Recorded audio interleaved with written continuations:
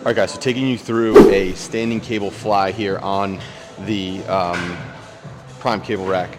Because these are fixed, we kind of have to manipulate a couple different things, but with this setup, what I like to do is kind of have the cable at about knee height. What this is going to do is as we step forward, it's going to help us pull our chest back.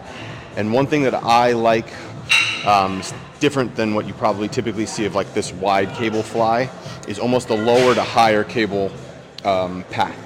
So what that does is it kind of helps, knowing what we know, more and more research showing about how the pec kind of is a full stretch at this position rather than this position, will help target the chest a little bit more, take a little bit of stress off of the shoulder, which is one of the primary like injury concerns for any kind of cable fly movement or chest movements.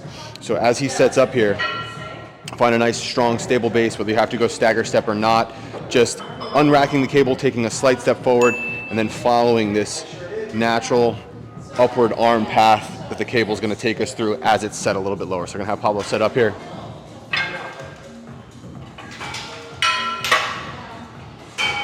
So as soon as he's unracked or not bottoming out on the cable is a good start position for him. So he's going to take his arms, kind of just bringing them upwards, forwards, and inwards.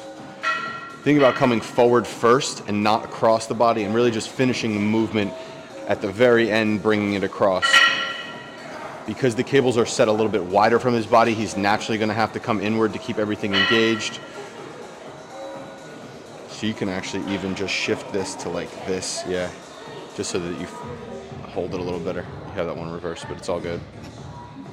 One important consideration as you're going through the movement is just to try to find a good stable position so that your body isn't rocking. As the weight increases, the tendency is for his upper body, his torso, to shift forward and back with the movement.